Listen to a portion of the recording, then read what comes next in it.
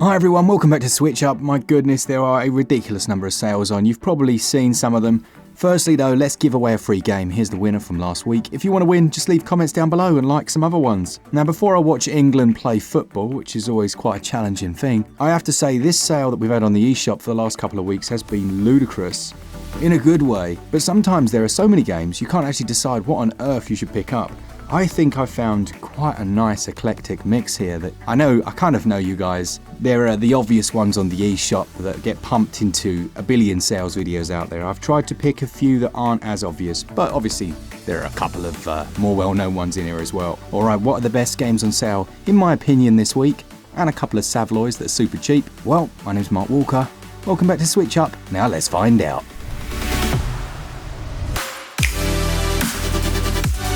I want to start off with Bear and Breakfast. This was such a delightful treat for me.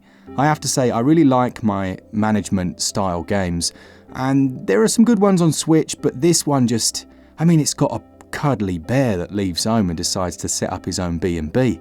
What is not to like? Well, actually there are a couple of things not to like. The controls just aren't great. So if you struggle to get used to, I'd say, unintuitive control systems, then this won't be for you. But if you can persevere past that and you do get to grips with it, it's so cool. So you start out with a very small little cabin style B&B and people come in, you furnish their rooms to make them happy, all the usual things. But as you get further into the world, and it's kind of like semi-open world but with loading screens, you unlock new areas and you gradually renovate and restore different buildings, and you just have larger and larger B&Bs for them to come to while still having the first one you started off with. And you get concierges, so you don't have to be there all the time. You get someone else to work for you. I just think it's a cracking game. The soundtrack is so good. Hopefully I won't get a copyright strike, that would be annoying. Still, Bear and Breakfast is 30% off at the moment. Go check out my full review. The sale for that one goes on until June the 23rd.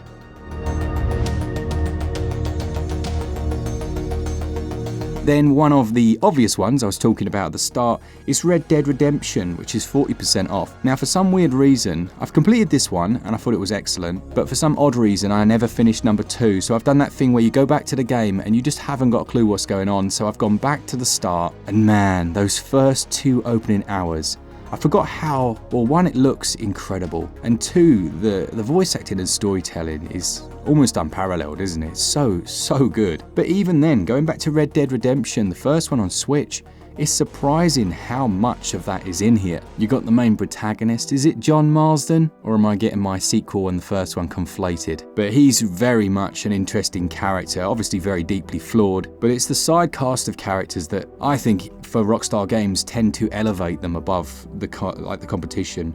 Now Red Dead Redemption is 40% off, a fantastic world to kind of, I won't say play in because I'm not sure how much play there is, it's kind of a bit too gritty for that, but certainly a fantastic world to set a story within. That sale goes on until June the 23rd. Now Pirate Outlaws is one of the most addictive games on Switch. This one is a deck builder, it has pirates in it, so it instantly scores more points. I think that's the law of all games, and if it isn't, it should be. But the decks are very clever, so every character's deck is designed around them. One of them will be about lowering a certain statistic, another one focuses on doing huge damage. Now originally this was on mobile, and you can, I think, download it for free on mobile if you want to give it a go, but the mobile version has slower progression, it has all the usual mobile-y things in there, and Pirate Outlaws on Switch doesn't have any of that rubbish. It feels like a full and complete game, and that personally is the way that I'd like to play it. Jack Move is a real hidden gem. It's a cyberpunk JRPG, so instantly is a definite yes for me as long as it's decent. It features turn-based combat, it's got a nice pixel art style, nothing particularly special, but I do think it uses a unique colour palette, those greens and blacks that works for it. And you take on the character Noah, who is essentially a hacker. There are a few tropes in there. You've got the big mega corporation benefiting no one but themselves. But she's trying to find her missing father, which is quite cool. Oh, this is probably where I should say Happy Father's Day, by the way. So, Happy Father's Day. But I did enjoy the city. I think it's called Mono City. A fun experience. It's going to take about 6 to 8 hours, so just about right. And it's just 1.3 gigs to download. The sale for that one goes on until June 23rd, like almost everything else in this video.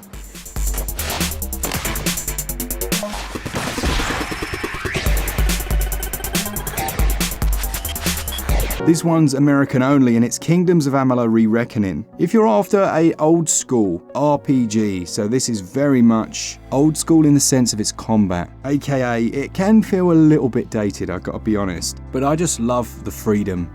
I love that you create your own character, you can customize them in a lot of different ways. You can definitely see the inspirations from some of the co-creators of things like Oblivion. And despite a few little performance hiccups in the second big area, it's still very much enjoyable. Yes, it has a ton of fetch quests and things like that, but it's a big one and you're looking at around 25 to 50 hours to do everything. So make sure that backlog is cleared. Everyone collectively grimaced.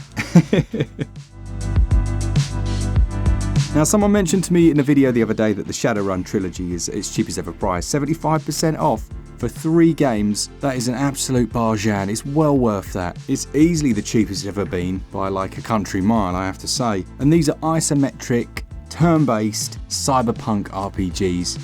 In the old school vein. This is also the director's cut. I played these way back in the day and then never finished them, so I was really pleased to see them come to the Switch. They did launch with some stinking performance issues, like some really bad things, and thankfully there have been some big patches to improve it. At 75% off, the cheapest it's ever been, it's well worth it for those 3 games. Definitely ones to add into your collection, and the sale for those goes on until the 20th of June. Ghostrunner is one of the most successfully patched games on Switch. When it launched, it was as if you'd put Vaseline in each eye and then gone for a scuba dive, but now it actually looks alright. Yeah, sure, it's nowhere near as good as it looks on other platforms, and the performance is solid as well, but I love the core gameplay. So essentially you enter an area, there'll be several different enemies. You can deflect bullets with your katana. You can also slide around, wall run, jump from platform to platform, but you can do this like bullet time dodge and then single hit enemies to kill them. It means that each little section is like its own kind of enclosed level and certainly its own challenge. There is a storyline, it gets a little bit unusual. You end up in like cyberspace walking around in what looks like the Matrix. But it is one of those games that gets your blood pumping, you know? You do a few moves and you think you're an absolute beast, or you've failed like 5 or 6 times on the same section and then you do it completely flawlessly just as someone's walked in to have a look at what you're doing, and you style it out with like, you know, yeah, oh yeah, I play games.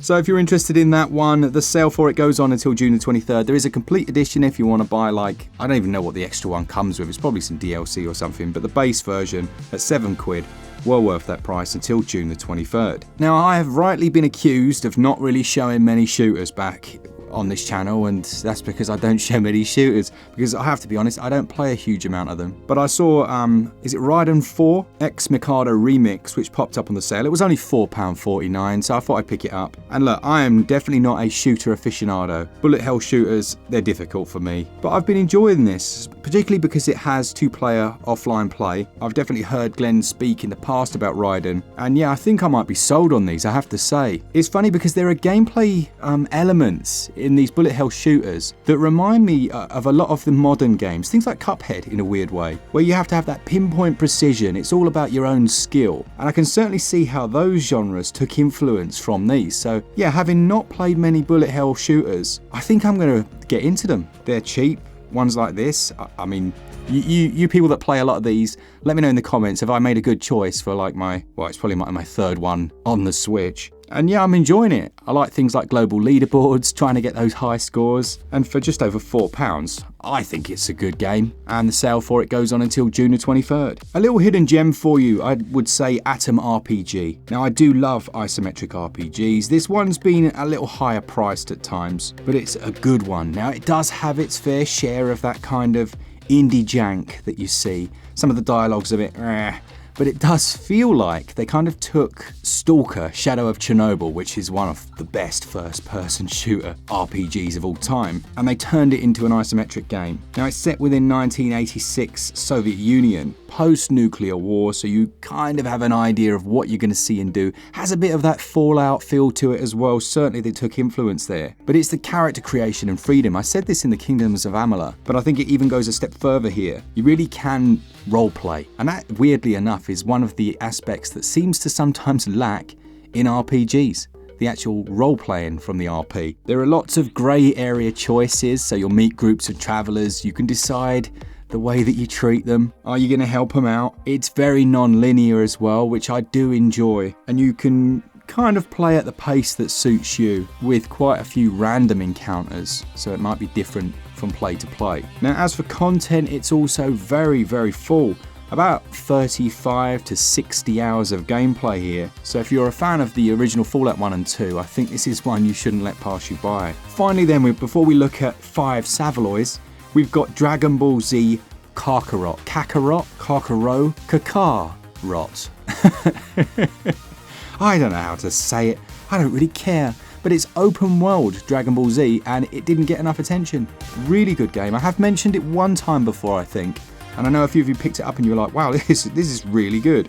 Now, Asdin reviewed it for us on the channel, so do go check out his full review. But this deluxe edition is down 75% to just £14.99. That includes the base game, Trunks the Warrior of Hope, and a bonus cooking item. Yippee. Now, it covers many of the story arcs, including a lot of the battles that if you're a fan of the series, you'll obviously know. And if you're not, honestly, they're still fun. But I do need to sink at least another like 15 hours into this one. There is online play, but we all know how that goes when the game's been out for a while. And it's also a chunker.